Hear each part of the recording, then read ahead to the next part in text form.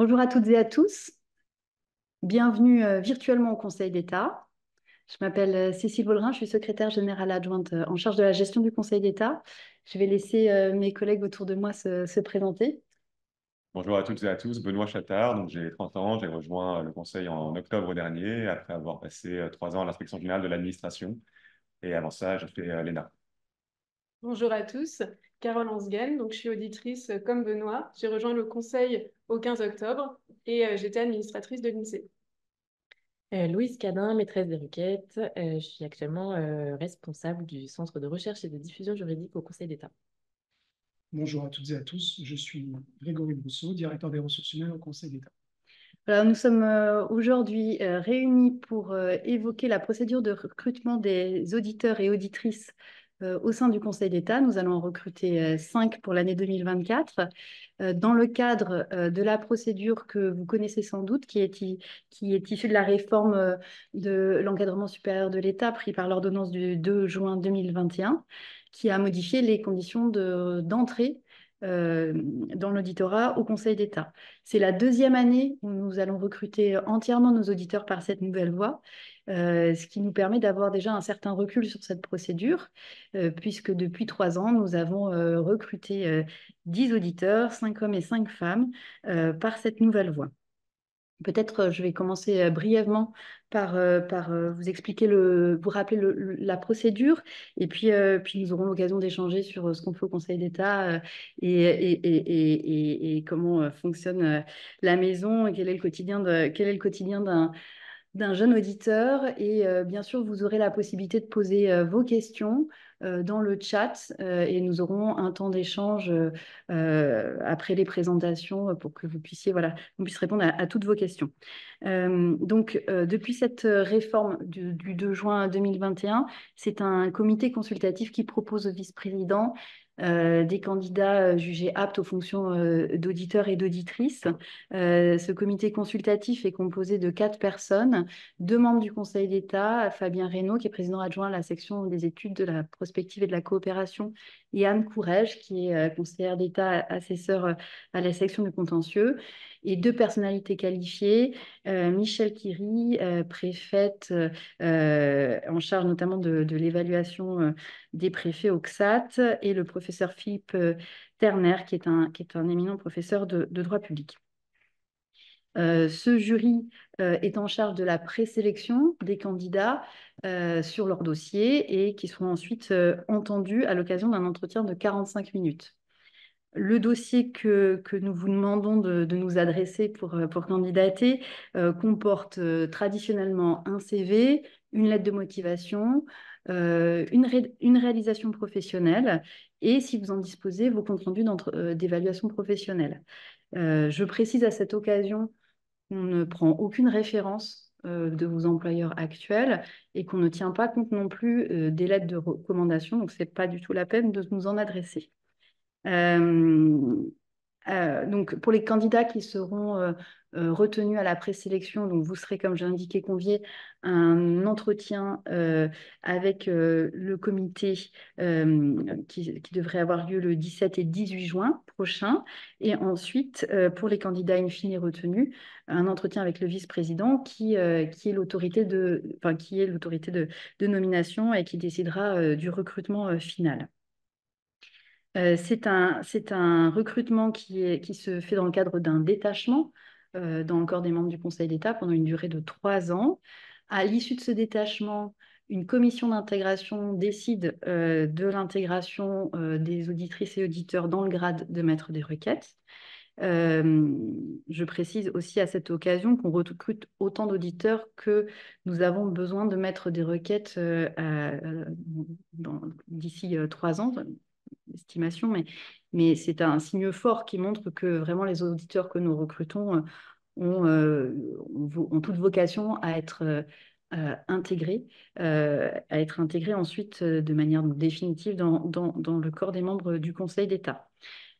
Pour pouvoir candidater à cette procédure, il faut être administrateur de l'État ou appartenant à un corps ou un cadre d'emploi comparable, donc qui est prévu par un décret de 2021, du 22 septembre 2021, qui prévoit que ce sont donc, par exemple les administrateurs de l'État, les administrateurs parlementaires, les administrateurs de l'INSEE, comme Carole, les administrateurs territoriaux, les conseillers aux affaires étrangères, en même temps qui sont administrateurs de l'État pour la plupart, les ingénieurs des mines, des ponts et les membres des principales inspections.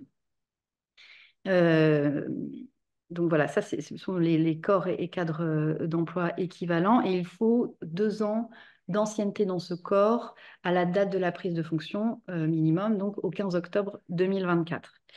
Voilà pour les critères de recevabilité. Et pour les critères de sélection, ce qui est important de vous dire en préambule, c'est vraiment qu'on ne recherche pas des juristes experts. On recherche vraiment des potentiels, hein, des gens de talent, des gens qui sont capables d'apprendre ce que c'est que le métier d'auditeur, de membre du Conseil d'État. C'est un métier, c'est à la fois être juge suprême d'administration et conseiller du gouvernement et du Parlement. C'est aussi, on va aussi évaluer un potentiel à prendre des postes à responsabilité à l'extérieur ou à l'intérieur de la maison. Donc ça, c'est vraiment un point sur lequel sur lequel je veux vraiment insister, c'est que bien entendu, il faut mieux aimer le droit pour venir au Conseil d'État, mais il n'est pas nécessaire d'avoir exercé un métier juridique pour y parvenir. Un autre point sur lequel je veux insister dans cette introduction, c'est que les auditeurs détachés ont le même accueil, la même formation, les mêmes fonctions, les mêmes droits et les mêmes devoirs et le même avenir que les auditeurs jadis sortis de l'ENA. C'est vraiment un point qui est important pour nous. Le recrutement de jeunes générations, c'est un des piliers du fonctionnement du Conseil d'État. Ce mélange des générations, c'est un élément vraiment essentiel pour la bonne fabrique de la décision juridique, du bon avis. Et donc, c'est absolument indispensable pour nous qu'on recrute des gens de talent qui se plaisent au Conseil d'État. Donc, on est très, très soucieux de leur bonne intégration. Voilà ce que je voulais vous dire en préambule. Je vous propose dans un premier temps de laisser la parole à Louise Cadin et puis également à Carole et à Benoît pour qu'on vous parle déjà de ce que c'est qu'être auditeur au Conseil d'État et donc en particulier d'exercer le métier de rapporteur au quotidien. Je vais te laisser la parole, Louise. Merci beaucoup, Cécile. Moi, je vais vous parler de ce qu'on fait en tant que rapporteur, d'abord à la section du contentieux, puis au bout de quelques années dans une section administrative, puisque quand on est auditeur, on est vraiment amené à, à exercer les 2 types de fonctions qui sont celles propres au Conseil d'État. Donc moi, j'ai commencé en 2018 au Conseil, donc ça remonte maintenant un tout petit peu, mais normalement, voilà, je vais réussir à vous en parler. Donc, quand on est rapporteur, on est la première et la dernière personne à voir la requête contentieuse d'un citoyen ou d'une administration, d'une société. Voilà, qui nous demande de regarder sa situation particulière et de dire le droit. Donc, on a vraiment la responsabilité de concilier cet aspect de la vie concrète des gens avec les édifices législatifs, réglementaires qui nous revient d'interpréter. Donc, on manie cela, on ne le manie pas seul. Je crois que c'est important de le dire, puisqu'on est au contentieux affecté dans une chambre, qui est un collectif de travail d'une quinzaine de personnes, avec une équipe également de stagiaires qui sont très, très présents et très investis dans le collectif de travail. C'est dans le cadre de ce collectif-là qu'on est amené à proposer des solutions pour traiter la requête des personnes qui nous saisissent et à élaborer dans le cadre d'un délibéré toujours très collectif et toujours très fructueux, je dois le dire, voilà, à proposer une solution satisfaisante. Et évidemment, on est là pour dire le droit, donc satisfaisante en droit. Donc le travail qu'on a, c'est de se plonger dans le dossier. Alors, soit on est saisi en premier ressort, par exemple, d'un décret ou d'un arrêté. Et dans ce cas-là, on a vraiment au dossier finalement assez peu de pièces, mais qui sont... Voilà, soit on est saisi en cassation, et alors là, on a vraiment toute une procédure antérieure qu'il faut vraiment s'approprier. Donc, la procédure devant les tribunaux administratifs, devant les cours d'appel, qui demande voilà, de s'investir dans un dossier. On est le premier à le débroussailler. On est la personne qui doit voilà, refléter le plus fidèlement possible ce que les parties nous disent. Et ensuite, on a deux autres tâches principales. Rédiger une note. Donc ça, normalement, tout le monde sait faire, mais c'est une note un petit peu particulière parce elle repose sur des recherches assez poussées en droit. Mais aussi sur le fait de proposer une solution et de convaincre que cette solution est la bonne. Et je crois que, évidemment, c'est le propre d'une note, mais voilà, au Conseil d'État, c'est particulièrement marqué, je trouve, ce côté convaincre que ce qu'on propose est la bonne voie à suivre, ou alors de dire voilà pourquoi c'est compliqué, voilà pourquoi il y a plusieurs positions possibles.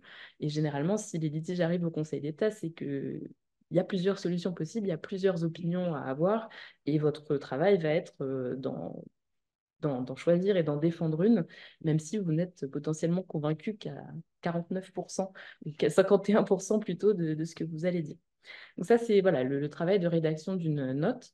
Et l'autre travail qui est le vôtre et qui ensuite vous échappe un peu, parce que comme je l'ai dit, c'est un travail aussi très, très collectif malgré tout, c'est la rédaction d'un projet de décision de justice. Donc, au début, on a un peu l'impression que il faut apprendre le contentieux LV3. Donc, voilà, c'est une nouvelle langue qu'il faut apprendre à manier, mais les collègues vous expliqueront on est bien accompagnés dans cette formation. Donc, vraiment, on rédige la solution en droit qui a été, qu'on propose. Ça, c'est pour la partie plus individuelle, j'allais dire, du travail du rapporteur. Et ensuite, s'ouvre un deuxième temps, j'allais dire, beaucoup plus collectif, où le dossier, s'il est suffisamment difficile et important, passe en séance d'instruction. Donc là, c'est vraiment le moment où vous avez une sorte de tribune pour, conformément à ce que vous avez écrit dans votre note, exposer le problème et proposer une solution. Et ensuite, dans le cadre d'échanges avec les membres de votre chambre, la chambre adopte une position. Soit elle est d'accord avec vous et c'est très bien, et soit elle n'est pas d'accord avec vous et c'est très bien aussi. Et dans ce cas, voilà, vous êtes amené à poursuivre et à rédiger à nouveau, voilà, apporter des modifications. Et le point final, j'allais dire, c'est le passage du dossier dans une formation de jugement, où là, je trouve que c'est vraiment aussi ce qui fait une des spécificités de notre métier, c'est qu'on est amené à siéger dans des audiences publiques, puisqu'on est juge, même si on ne porte pas la robe, voilà, on est dans ces moments-là juge. On fait face à un public qui écoute ce qu'on a à dire. Donc, en tant que rapporteur, on a un rôle d'abord assez modeste dans la séance publique, puisqu'on se borne à rappeler les termes du litige. Et ensuite, c'est le rapporteur public qui parle et qui décrit voilà, la solution que la Chambre a adoptée. Mais ensuite, dans le délibéré, vous avez une voix qui vaut autant que celle de tous les autres, qu'ils aient 30 ou 30 ans d'expérience en tant que membre du Conseil d'État ou 6 mois. On a tous une voix égale. Et voilà, donc c'est dans le cadre de ce délibéré qu'on décide le sort final de cette affaire. Un tout petit mot sur peut-être, parce que j'ai déjà été un peu longue, sur le passage en double affectation qui se fait au bout de quelques années, 2 ans. Au bout de 2 ans, donc vous pouvez aller dans l'une des 5 sections du Conseil d'État. Vous avez un peu le même mode de fonctionnement avec le fait que vous êtes rapporteur, que vous êtes la première et la dernière personne qui voit un projet de texte du gouvernement. La principale différence, mais peut-être certains d'entre vous l'ont déjà connu du côté administration de cet exercice, c'est qu'on est très en responsabilité sur les échanges qu'on conduit avec le gouvernement, un peu plus sans filet, je trouve, comme on a coutume de le dire, parce qu'au contentieux, on est quand même très sécurisé par le collectif de travail, par le fait qu'il y a beaucoup de gens qui relisent ce qu'on fait. En section de l'administration, on se retrouve vraiment face à l'administration. On a la tâche de l'aider à construire son projet, à utiliser le droit de la manière la plus opportune et la plus conforme, évidemment, au texte de la Constitution, au texte européen, au texte législatif. Mais on est vraiment là pour l'aider et le rapporteur est seul face à l'administration et seul à l'aider avant de repasser au même temps collectif du passage et de l'exposé de ses travaux en section. Voilà, c'est à la fois très similaire et très différent, mais on aura l'occasion peut-être d'y revenir. Merci beaucoup, Louise. Peut-être, juste pour que tu complètes, en quoi c'est intéressant ces missions de rapporteur? On a combien de temps devant nous? Non, ce qui est le plus évident pour moi, c'est qu'on apprend un métier très solide et très concret, qui est celui de savoir comprendre, écrire le droit. Et ça, c'est enfin, de manière extrêmement approfondie, mais ça, je pense que tout le monde peut s'y attendre en venant au Conseil d'État. Ensuite, c'est la variété des sujets. Moi, j'étais par exemple à la 5e chambre du contentieux, comme Carole aujourd'hui, mais où on fait à la fois des contentieux de la responsabilité hospitalière, mais aussi de certaines polices administratives. Donc, on regarde si les débits de boissons sont bien implantés là où ils devraient l'être, si la réglementation de la baignade à La Réunion, c'était bien comme il fallait parce qu'il y avait des requins et que est-ce qu'on a suffisamment signalé la chose ou pas. C'est la discipline des pharmaciens. Voilà. Et en fait, dans une même journée, on peut passer d'un univers ministère de l'Intérieur à un univers social, même un univers agriculture. Enfin, vraiment, en tout cas, dans cette chambre-là, on fait énormément de choses. On fait le contentieux de l'audiovisuel avec les sanctions prises par l'Arcom. Voilà, on fait vraiment énormément de choses. Et pour qui aime la variété, pour qui aime comprendre comment les choses fonctionnent, en fait, c'est vraiment passionnant parce qu'on est... Voilà, il faut être curieux, mais après, on apprend très vite beaucoup de choses. Et ça, c'est une compétence qu'on peut réutiliser très facilement, puisque dans la vie administrative de tous les jours, on passe souvent d'un sujet à l'autre. Et c'est quand même très utile de savoir très vite s'approprier un sujet. Et voilà. Merci beaucoup, Louise. Peut-être on va parler de vous, Benoît et Carole. Vous êtes arrivés le 15 octobre dernier. Est-ce que vous déjà pouvez nous raconter d'où vous venez? Euh, Moi, comme je l'ai dit en me présentant, je suis administratrice de l'INSEE. Donc, je venais du ministère du Travail, de la DARES. Donc, j'ai eu l'occasion de faire des chiffrages, notamment pour accompagner la réforme de l'assurance chômage et du conseil en politique économique appliqué aux politiques de l'emploi. J'étais déjà à ma 6e année d'expérience professionnelle, puisque j'avais occupé auparavant un premier poste à la prévision au sein de la Direction générale du Trésor.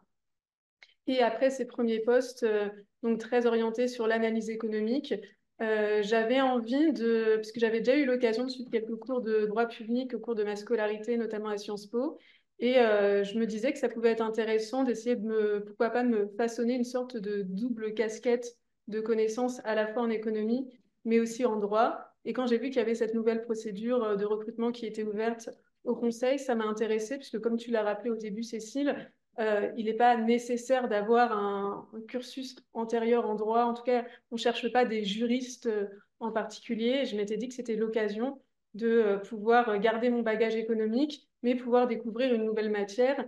Et comme j'aurai l'occasion peut-être de revenir dessus, mais on est aussi très accompagné au conseil dans la prise de fonction. Et donc, c'est quelque chose qui est tout à fait possible quand on a un profil quantitatif ou plus largement un profil ingénieur pour pouvoir candidater à cette nouvelle voie de recrutement et être aussi épanoui. En tout cas, le fait de ne pas avoir fait du droit de manière approfondie, moi, ça ne constitue pas un frein à mon intégration au conseil, ni à mon épanouissement d'ailleurs. Ça, c'est un point important, Carole, je profite pour en rebondir dessus.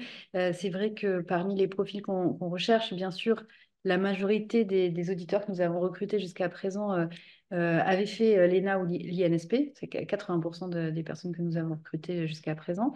Mais Carole, par exemple, toi, tu étais donc ingénieure de l'INSEE. On a aussi une autre personne dans votre promotion qui était administratrice parlementaire. L'objectif vraiment pour nous, c'est de pouvoir nous saisir de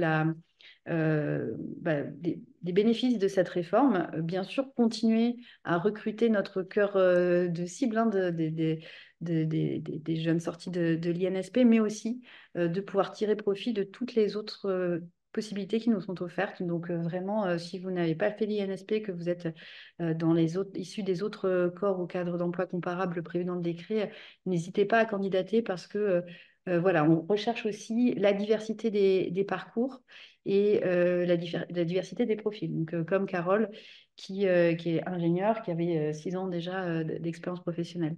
Et je profite aussi, avant de reprendre la parole à Benoît, pour dire que ce qui est important aussi, c'est qu'on cherche des profils plutôt jeunes dans la carrière, donc plutôt entre, donc, comme on l'a dit, l'équivalent de 2 ans à 4 ans, 5 ans d'ancienneté dans le corps, mais ce n'est pas un critère d'âge. C'est-à-dire que si vous étiez à un profil interne, par exemple, au troisième concours, ayant passé le concours de l'INSP, en ayant donc une première vie professionnelle, ne vous censurez pas non plus pour candidater à l'auditorat, parce que vous êtes aussi des profils qui nous intéressent.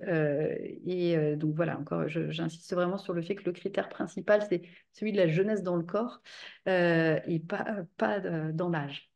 Benoît, je t'en prie. Alors de mon côté, donc j'ai été à l'IGA pendant 3 ans, c'est l'inspection rattachée au ministre de l'Intérieur. Et à ce titre, j'ai fait plusieurs missions, à chaque fois de plusieurs mois, à la fois concernant l'État déconcentré, concernant des politiques de sécurité. J'ai fait 2 missions d'appui parlementaire sur les actes anti-religieux d'une part, et d'autre part sur les impacts des retraits et des gonflements d'argile sur les maisons. J'ai passé plusieurs mois aussi au centre interministériel de crise Covid pendant la crise sanitaire avant donc de candidater. Alors, vous aviez tous les deux des fonctions que je suppose épanouissantes, très, très intéressantes. Pourquoi est-ce que vous avez soudainement pris votre papier, votre plume, alors plutôt votre clavier, votre imprimante pour candidater au Conseil d'État? Qu'est-ce qui a fait le déclic? Bah, moi, je dirais qu'il y avait principalement peut-être 3 raisons. La première, je l'ai un petit peu abordée tout à l'heure, c'était la question d'avoir une expertise juridique, puisque je trouvais que ça pouvait bien se marier avec une bonne connaissance aussi en économie. La deuxième raison qui m'a convaincue, c'était il y a tout juste un an au webinaire, et j'avais été un peu marquée par les méthodes de travail telles qu'elles étaient présentées au sein du conseil, puisqu'on parlait beaucoup de collégialité. Et c'est vrai qu'en arrivant au conseil, on voit à quel point c'est fort et c'est aussi très important quand on est une jeune recrue, puisque quand on arrive, bon, il y a tout un univers, le contentieux à découvrir. Et le fait que le travail s'appuie pour beaucoup sur justement la collégialité, les échanges, l'apprentissage entre pairs, moi en tout cas, ça m'a vraiment marqué et je trouve que ça fait partie des méthodes de travail qui peuvent être assez originales, qui appartiennent au Conseil d'État et qui permettent un apprentissage très vivant. Enfin, moi, j'ai pas du tout le sentiment, c'est vrai qu'on l'a présenté le travail sous un format individuel. Moi, j'ai constamment l'impression que j'échange avec aussi bien les membres de ma chambre, mon mentor, les collègues qui sont présents dans ma salle de travail. Et le fait qu'il y ait cette organisation très collective, très groupée, c'est quelque chose que j'aime bien et qui m'a justement attirée dans le fait de candidater. Et enfin, la troisième raison, c'est la diversité des parcours et des fonctions qui sont possibles, à la fois au sein du conseil pendant l'auditorat, puisque donc, on exerce, comme l'a expliqué Louise, d'abord en section du contentieux, ensuite on va rejoindre une section administrative au bout de 2 ans, et on a aussi la possibilité d'effectuer des missions complémentaires, notamment certaines qui permettent de s'impliquer pleinement dans le fonctionnement de cette maison, du conseil. Et je trouve que c'est intéressant puisque ça permet, en tout cas, je trouvais que c'était une occasion de pouvoir élargir ces sujets, puisque moi, j'avais pas envie de me spécialiser trop tôt non plus. Et rejoindre le conseil, ça me permettait de pouvoir m'ouvrir à des nouveaux champs d'analyse et découvrir des sujets qui sont aussi particulièrement larges au sein de chaque chambre du contentieux. Et toi, Benoît? Ce sont globalement les mêmes raisons. Bon, je vais donner 4 raisons. La première, c'est effectivement l'intérêt pour le droit. Je pense que c'est important quand on vient au conseil, comme vous l'avez dit, d'aimer le droit. Il se trouve que j'avais fait notamment un master de droit avant de passer l'ENA Ça a été dit, ce n'est pas un prérequis, une nécessité, mais en tout cas, j'en avais gardé le désir de refaire du droit à un moment dans ma vie. Et on fait du droit de plein de manières différentes au conseil, comme ça a été dit. Non seulement au contentieux, évidemment, mais aussi en conseil, au gouvernement. D'ailleurs, quand on est en section administrative, moi, c'est ce que m'avait dit un ancien, on fait du droit public, du droit administratif, mais on est aussi amené à faire tout type de droit. On peut faire du droit du travail, du droit commercial, en fonction des textes qui arrivent devant le conseil. La deuxième raison, c'est que j'étais très convaincu de l'intérêt de la formation même de ces années d'auditorat, et ça rejoint ce qu'a dit Carole, à la fois parce que la maîtrise du droit est importante quand on aspire à exercer des responsabilités, parce que on a des conversations, des échanges extrêmement instructifs avec des personnes qui reviennent de l'extérieur sur plein de postes variés, mais aussi parce qu'au quotidien, en fait, on développe des qualités, des compétences qui sont intéressantes pour la suite. La capacité, ça a été dit, de repérer rapidement l'essentiel dans un dossier qui parfois peut être assez compliqué, assez technique. La capacité à se faire rapidement une opinion tranchée, argumentée, mais rigoureuse. La capacité ensuite à convaincre les autres personnes dans la chambre. Et qui dit capacité de conviction dit aussi qualité d'écoute. Et je pense que c'est extrêmement important. Je pense que c'est une qualité qui est recherchée. On le redira en vue de l'oral. C'est très important voilà, d'entendre ce que disent toutes les autres personnes en délibéré, en séance d'instruction et de l'intégrer à la réflexion. La troisième raison, c'est que comme Carole, j'étais attiré par la diversité des parcours, des carrières au conseil, à la fois en extérieur, en interne. Et comme je l'ai dit, la concrétisation de ça vraiment au quotidien, c'est que dans les couloirs du conseil, en salle parodie, là où les auditeurs ont leur bureau, on a vraiment tous les jours des échanges extrêmement instructifs et passionnants pour qui aiment les politiques publiques, avec des personnes qui reviennent après avoir été directeur d'administration centrale, préfet, sous-préfet, après avoir été à Bruxelles, après avoir été en cabinet ministériel. Et puis, je rajouterais une quatrième raison, comme j'en ai promis quatre, qui est tout simplement que quand j'étais à votre place, j'avais parlé avec des anciens auditeurs et ils gardaient tous un très bon souvenir de leurs années d'auditorat. Et je pense que c'est important quand on aspire à rejoindre un environnement professionnel. En tout cas, c'était très important pour moi de se dire qu'on va être heureux et c'est le cas. Voilà. Ah, c'est ce que j'allais vous demander. Est-ce que ces espoirs ont été confirmés en arrivant? Qu'est-ce que vous avez trouvé au Conseil d'État en arrivant? L'accueil, qu'est-ce qui vous a surpris? Voilà, qu'est-ce que vous trouvez au quotidien de jeunes auditeurs au Conseil?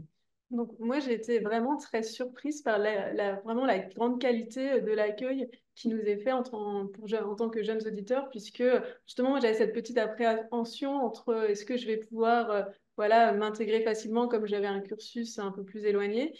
Et ce que j'ai apprécié, c'est que l'organisation est très bien faite, on a le temps de pouvoir entrer dans les sujets, on aura l'occasion d'en reparler, mais on a un nombre de dossiers qui nous est remis et qu'on doit rendre au fur et à mesure. Et donc, la quantité de dossiers augmente avec en fonction de notre ancienneté. Enfin, on commence avec un petit nombre de dossiers. Et ce qui est très appréciable, c'est que on est vraiment très vite accompagné. Par exemple, en tant que jeune auditeur, on a un mentor qui nous est affecté, qui est généralement un auditeur qui a un peu plus d'expérience, qui est au sein de notre propre chambre. Et donc moi, ça m'a très vite, je me suis très vite sentie très sereine dans ma prise de fonction, puisque je savais qu'il y avait ce mentor qui était disponible pour répondre à toutes mes questions, pour pouvoir relire mes notes, mes projets. Donc je trouvais que c'était, en tout cas, une ambiance de travail très agréable et très confortable pour pouvoir prendre ses marques.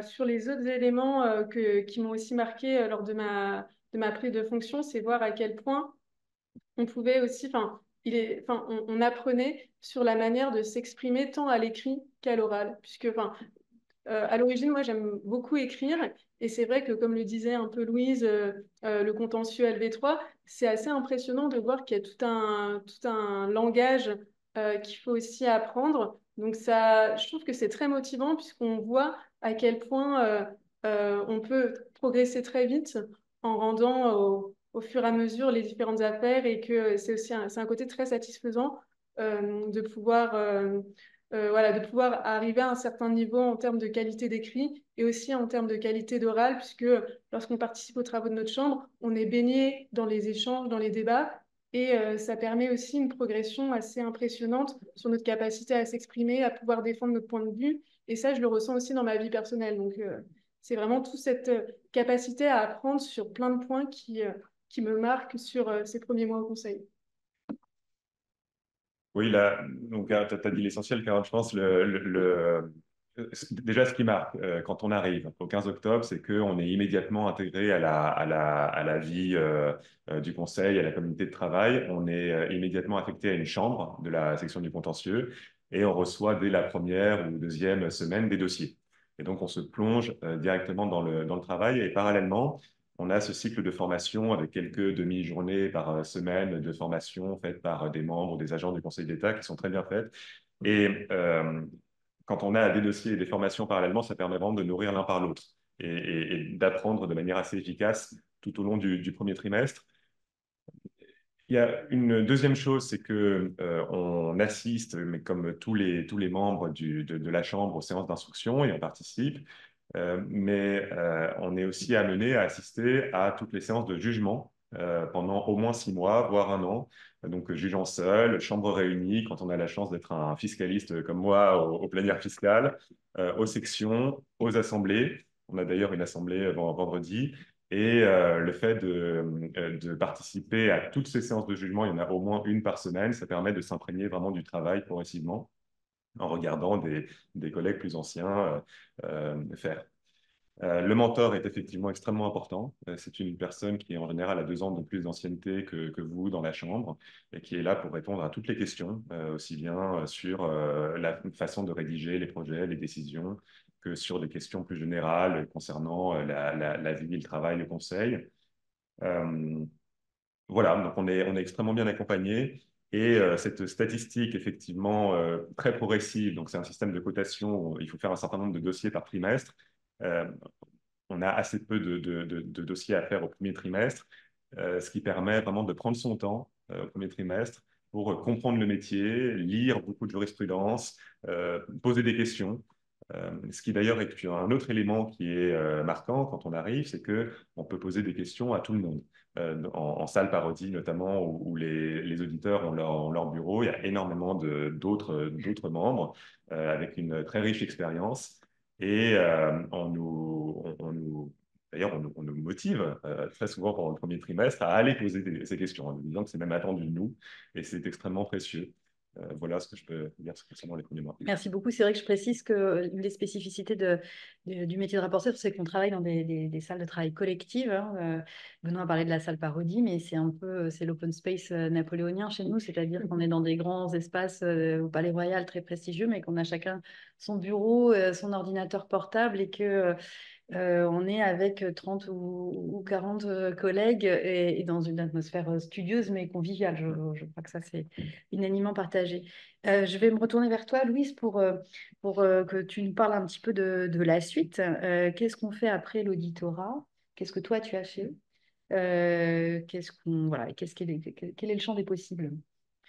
Le champ des possibles, il est aussi infini que le hasard des propositions et des carrières, et c'est ça l'immense chance qu'on a quand on est au Conseil d'État. Mais pour ne parler que d'un cas tout à fait particulier qui est le mien, je parlais du hasard. Moi, donc au bout de 2 ans et demi d'auditorat, il y a eu la crise sanitaire, qui est un hasard malheureux, mais hasard quand même, qui m'a amené à travailler auprès d'un conseiller d'État qui était alors directeur des affaires juridiques du ministère de la Santé, où pendant la durée des premiers mois de la crise sanitaire, voilà, les auditeurs et les maîtres des requêtes du Conseil d'État avaient été assez mobilisés en fait en soutien aux administrations, et là en particulier sur la fonction juridique. Donc c'était écrire les décrets, donc une fois par semaine, les décrets état d'urgence sanitaire, aller au Parlement, appuyer le ministère de la Santé dans la défense des projets de loi état d'urgence sanitaire.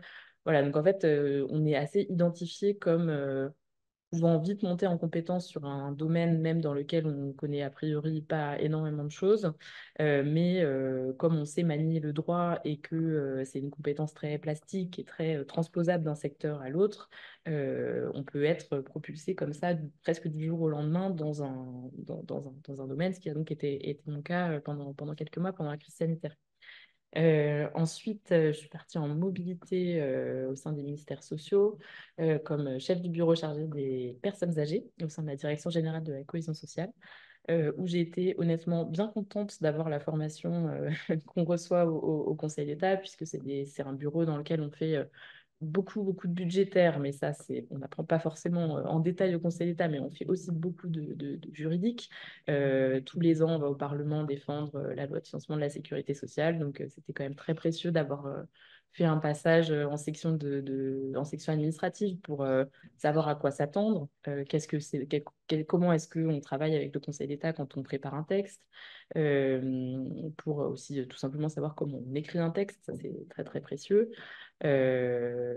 Pour aller en rime, parce que dans toutes les réunions, et spécialement dans les rimes, c'est aussi ce que disait Benoît, on est quand même bien content de savoir quand prendre la parole, quels arguments mobiliser, quels arguments vont convaincre quelle personne, et aussi quand savoir se taire. Ça, c'est des choses enfin, voilà, c'est des choses qu'on apprend au Conseil d'État, un peu la stratégie de la conviction. Et voilà, c'était extrêmement précieux sur ce poste-là. Et ensuite, j'ai exercé un petit peu les mêmes fonctions donc sur les personnes âgées au cabinet du ministre de l'époque. Et a fortiori, savoir convaincre, c'est encore plus important. Et aussi avoir comment dire, l'indépendance et le recul que permettent l'appartenance au Conseil d'État quand on est dans de telles fonctions, quand on a beaucoup de responsabilités, quand un des enjeux, c'est évidemment de traduire la volonté du ministre ou de la ministre, mais c'est aussi parfois de savoir fixer des limites et de savoir dire non. Et je trouve que ça ne vaut pas que pour les cabinets ministériels, mais aussi dans toutes les fonctions à responsabilité. Le fait d'avoir le Conseil d'État derrière soi, d'une certaine manière, ça aide à prendre beaucoup de recul sur ce qu'on fait et à avoir une espèce de boussole, je dirais. Voilà, pour dire que le passage au Conseil d'État a forcément un grand intérêt pour les carrières dans l'administration. Et quand je suis revenue au Conseil d'État, là s'offre, en fait, c'est aussi ça qui est génial avec le Conseil, c'est que quand on revient, on n'est pas forcément... En fait, on fait jamais la même chose que ce qu'on faisait avant de partir. Moi, j'étais au contentieux et à la section des travaux publics et je suis revenue à la section sociale où j'ai fait un petit bout de projet de loi de financement de la sécurité sociale, donc sur la campagne de vaccination papillomavirus, par exemple.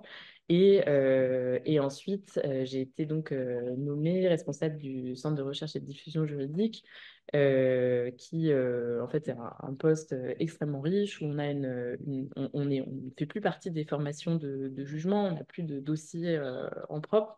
Mais on a une équipe d'une quinzaine de personnes qui s'occupent à la fois de faire des recherches très approfondies au bénéfice des membres du Conseil d'État. On a une équipe de droit comparé qui voilà, peut faire énormément de recherches très, très pointues, des spécialistes du droit de la Cour européenne des droits de l'homme. On contribue aussi à la défense de la France devant cette Cour. Et on s'occupe aussi de toute la diffusion de la jurisprudence, donc gestion des bases de données, formation, écriture des analyses de jurisprudence, écriture d'une chronique de jurisprudence. Donc c'est un tout autre métier, même si évidemment, comme l'a dit Benoît, on continue de faire du droit, même si très différemment. Merci beaucoup, Louise. C'est vrai que c'est important ce que tu dis sur le fait que quand on vient au conseil, quelle que soit l'étape de la carrière, on a toujours des missions qui nous attendent et des missions qui correspondent en fait au stade où on en est dans la carrière. On revient plutôt voilà, en première partie de carrière, on peut être, comme tu l'es, responsable du centre de recherche et de diffusion de la jurisprudence ou secrétaire général adjointe comme c'est mon cas, ou encore bien sûr rapporteur public, hein, 20 rapporteurs publics au Conseil d'État qui sont des maîtres des requêtes, hein, donc le premier grade dans le corps. Et puis ensuite, quand on revient et qu'on a un peu de bouteille, qu'on a été sous-directeur, directeur d'administration centrale, On revient, on peut être assesseur, président de chambre, président adjoint de section, secrétaire général, président de la mission d'inspection des juridictions administratives, président de cour administrative d'appel. Voilà parmi les fonctions qui sont possibles. Et puis bien sûr, au sommet, président de section. Donc ce sont à toute étape de la carrière. Quand on revient au Conseil d'État, on revient pas, on peut y revenir d'une manière extrêmement positive pour faire un choix de carrière, et c'est ça qui est très, très intéressant aussi dans cette institution, c'est que les carrières doubles sont enrichissantes à l'extérieur et en interne. Et puis, à l'extérieur, tu as commencé à le dire, toi, tu as saisi une opportunité un peu du hasard au moment de la crise Covid. Puis après, tu as fait un choix des ministères sociaux parce que c'était, je crois, de ton appétence. Mais tout le champ des services publics est ouvert. Le vice-président du Conseil d'État a l'habitude de dire que le Conseil d'État, c'est la maison des services publics. Et c'est vrai qu'on a une vision à 360 par le prisme de la norme, bien entendu, mais à 360 tout de même, de l'ensemble des politiques publiques. Et donc ensuite, quand vient le temps de la mobilité, on peut vraiment sortir dans tous les champs possibles. Et à la fin du dossier, vous avez quelques dossiers de présentation que je vous invite à télécharger sur le site internet du Conseil d'État. Vous avez quelques exemples de trajectoires de carrière, que ce soit dans la préfectorale, dans les ministères sociaux, à Bercy, dans les AI, dans le champ culturel, à la PHP. Enfin, voilà, j'oublie évidemment beaucoup d'exemples, en cabinet ou non, parfois également dans le champ des entreprises ou des entreprises publiques. Et ça, c'est une ouverture qui est absolument extraordinaire. Et ensuite, quand on revient au Conseil d'État, comme le disait Benoît, dans les couloirs, on croise des gens au parcours extrêmement diversifiés. C'est ça aussi qui fait la richesse de la collégialité et l'intérêt des échanges de haut niveau qui se déroulent au Conseil d'État. Je voudrais peut-être venir maintenant de manière un peu pragmatique pour ceux qui nous écoutent et qui se préparent à candidater, se préparer à l'oral. Benoît, Carole, comment vous vous êtes préparés? Comment vous avez préparé votre dossier? Comment s'est passé l'oral? Et est-ce que vous avez quelques conseils à donner à ceux qui nous écoutent? Donc oui, en termes de préparation, de manière évidente, une candidature se prépare, tant sur la partie écrite. Donc sur la partie écrite, normalement, j'imagine que vous savez un petit peu comment rédiger une lettre de motivation. Sur la note, je ne sais plus comment elle est. Oui, la note, de l'expérience pardon, une réalisation professionnelle. Oui, c'est ça. Moi, ce que j'avais beaucoup aimé dans cet exercice, c'est que c'est un exercice qui est très libre. Et donc, moi, ce que je vous conseillerais, c'est d'être, entre guillemets, assez naturel. Moi, j'avais pris une expérience qui m'avait le plus marqué au cours de mes dernières années. Et j'ai essayé de voir un petit peu, et ça s'est fait finalement de manière assez évidente pour moi, en quoi cette expérience qui m'avait marqué pouvait avoir un lien avec le conseil. Et je trouvais que ça entrait un peu clairement en lien dans le sens où moi, je cherchais à pouvoir raccrocher l'économie et le droit, comme j'ai pu l'expliquer tout à l'heure.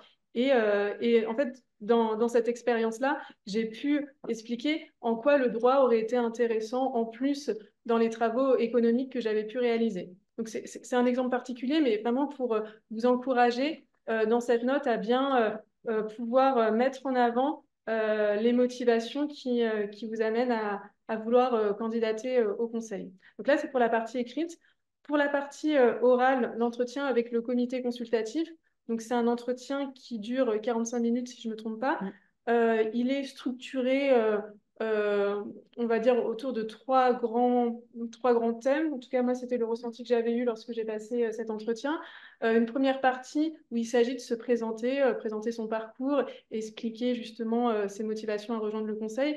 Donc, évidemment, ça se travaille aussi dans le sens où il faut pouvoir présenter sur un temps assez limité son parcours de manière claire et qui donne aussi envie aux membres du comité voilà, de pouvoir vous avoir ensuite comme futurs collègues.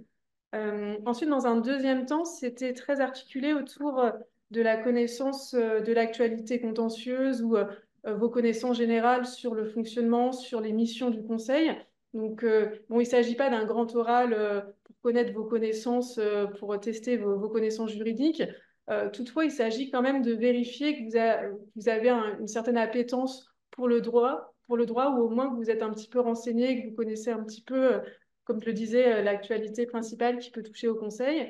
Et sur ce point, c'est ce que j'avais fait. Moi, je m'étais beaucoup intéressée aux publications que l'on trouve facilement sur le site du conseil. Donc, à la fois les dernières études qui ont été publiées, je les avais regardées. Donc, ça, vous pouvez potentiellement être interrogé dessus. Et en tout cas, c'est intéressant de pouvoir, si vous souhaitez en parler, montrer que vous êtes intéressé aux derniers travaux qui ont été réalisés par le conseil. Je recommande aussi fortement de regarder le rapport d'activité ou également, je sais que j'avais, parce que moi j'aimais bien les chiffres, j'avais regardé les chiffres des juridictions administratives, donc pour voir un petit peu, ça m'aidait aussi à mieux comprendre le fonctionnement du conseil et plus largement de l'ensemble des juridictions administratives. Donc il y a on va dire tout un temps de travail à partir de ces supports que vous pouvez trouver facilement sur le site, qui je trouve est très important et très utile pour la préparation. Et enfin, un dernier temps qui peut, enfin, qui est un temps entre guillemets assez libre. Et pour ma part, c'était un temps où les membres du comité essayaient de tester un petit peu ma capacité à raisonner à raisonner et à argumenter sur un sujet qui peut potentiellement prêter à controverse ou un sujet potentiellement polémique, pour voir un petit peu notre goût pour le débat ou notre capacité aussi à avoir un point de vue sur une question et pouvoir voilà, défendre des arguments tout en étant aussi à l'écoute des contre-arguments qui pourraient être avancés par les membres du comité.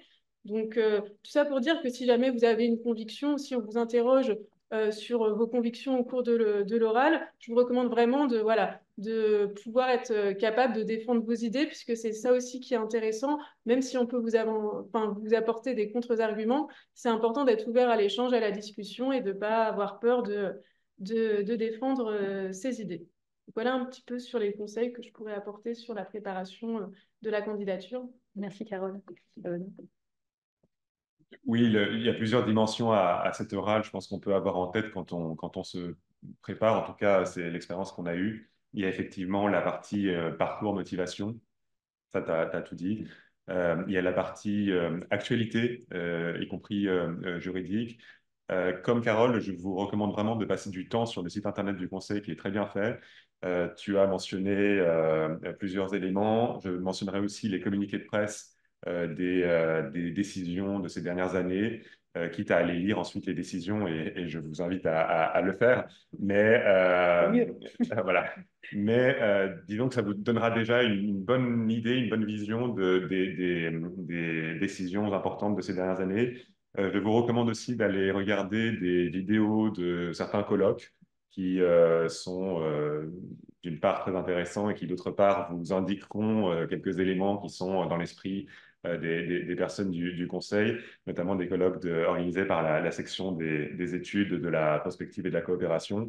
Il y a une troisième dimension ensuite à avoir en tête, c'est effectivement la dimension connaissance de l'environnement professionnel que vous aspirez à rejoindre. Donc pour ça, il faut avoir quelques notions du quotidien, du travail, du quotidien du rapporteur. Et c'est aussi à ça que sert la viseuse aujourd'hui. Mais plus globalement, de l'actualité du Conseil d'État sous toutes ses dimensions, donc contentieuse, mais aussi consultative et de la section des études de la prospective et de la coopération. Je pense que c'est important quand on arrive à l'oral d'avoir en tête toutes ces dimensions et pas seulement la dimension contentieuse, ce qui peut être un piège quand on se prépare.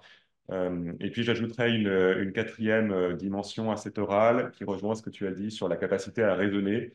Rétrospectivement, je repense aussi à cet oral sous le prisme des séances d'instruction et de délibéré qui sont notre quotidien. Je pense que cet oral peut être un bon moment pour tester votre capacité à vous intégrer à une réflexion et, comme je l'ai dit, vraiment à écouter et à être constructif. Merci beaucoup. J'aimerais maintenant vous poser une question à tous les trois. De votre point de vue, qu'est-ce qu'il faut aimer pour être heureux au Conseil d'État? Je l'ai un peu dit tout à l'heure, il y a quelques minutes, ça serait l'écriture. Enfin, moi, j'aime beaucoup écrire et c'est vrai que je suis ravie de pouvoir vraiment me former à la matière de l'écriture contentieuse. Je trouve que c'est très intéressant et il y a peut-être aussi un côté un petit peu, entre guillemets, rejoindre mon côté ingénieur. C'est plein de règles et toute l'idée, c'est de savoir dans quel cadre on se situe pour voir comment rédiger telle ou telle idée. Et finalement, c'est la principale production de la section du contentieux, c'est justement les décisions qui sont rendues. Donc, moi, j'aime beaucoup cet aspect rédactionnel qui est à la fois très littéraire et aussi très mathématique. Et toi, Benoît? Je pense qu'il faut à la fois aimer le travail individuel, qui est la première partie du travail, notamment en contentieux, qui est celui qu'on connaît plus pendant les 2 premières années, et le travail collégial ensuite. Il faut aimer les deux pour apprécier le travail au conseil. Il faut avoir, je pense, une certaine liberté de parole, d'esprit qui est valorisée, qui est très importante ici. Voilà, il faut aimer le challenge intellectuel aussi, avec des dossiers assez techniques, assez compliqués qui arrivent les uns après les autres. Euh, et il faut aimer, alors mais bon, c'est une évidence, mais les politiques publiques dans toute leur diversité. Ça rejoint ce qui a été dit tout à l'heure. On est amené à voir vraiment beaucoup d'éléments de l'action publique, et il faut en fait les aimer tous. Et toi, Louise? Pareil que mes collègues et aussi moi, je trouve qu'il y a une fierté très particulière du travail ici, euh, ou en tout cas au contentieux, au bout du bout, c'est vraiment la vie des gens. Euh, La vie. Ouais, et la vie en collectivité, voilà, le faire société. Pour nous, en fait, on le voit à l'occasion de dossiers ponctuels ou de textes ponctuels. Et donc, c'est un peu comme une carte qui se dévoile progressivement. On prend les sujets par le petit bout de la lorgnette, par telle disposition, par telle personne qui s'est fait amputer de la mauvaise jambe. Voilà, on sait. Et au final, quand on les additionne, on a quand même une vision globale de tout ce qui se passe dans les services publics, dans la société, que moi, j'aurais jamais espéré pouvoir connaître, en fait, quand j'ai commencé mes études pour devenir fonctionnaire. Donc ça, c'est une très grande fierté de pouvoir participer à ça. Et moi, je vais rajouter aussi à titre personnel que ce que je trouve d'extraordinaire au Conseil d'État, c'est vraiment la concrétisation de la phrase bien connue on est plus intelligent à plusieurs que tout seul. Et c'est vraiment c'est manifeste en fait. On peut être le plus brillant des rapporteurs. La solution qu'on propose, elle sortira toujours améliorée du débat collégial, des échanges dans les couloirs et des échanges en séance d'instruction, du regard porté par le rapporteur public, les membres d'information de jugement, les agents de grève qui vont relire et s'assurer que la procédure va bien. Et ça, c'est vraiment quelque chose vraiment d'extraordinaire de se confronter chaque fois, à la fois d'une façon, voilà, se renforcer dans sa propre modestie pour se dire qu'on a beau réfléchir bien et faire des choses dont on peut être légitimement fier, en fait, ça ne fonctionne correctement que de manière collective. Et puis, vous l'avez dit aussi, c'est cette vision complète sur les politiques publiques et cette certitude que le droit, même si on l'aime vraiment tous beaucoup ici au Conseil d'État, on sait que c'est un outil et c'est jamais une fin en soi. C'est un outil pour résoudre des problèmes. Parce qu'évidemment, on a chevillé tous et toutes le sens de l'intérêt général, et c'est sans doute par là qu'on aurait que j'aurais dû commencer en introduisant nos échanges. C'est ici, vraiment le Conseil d'État, c'est l'institution, une des institutions piliers de défense de l'État de droit, et c'est quelque chose qu'on vit très très concrètement. Dans notre quotidien, c'est, comme le disait Louise, une source de fierté et aussi une forte responsabilité également.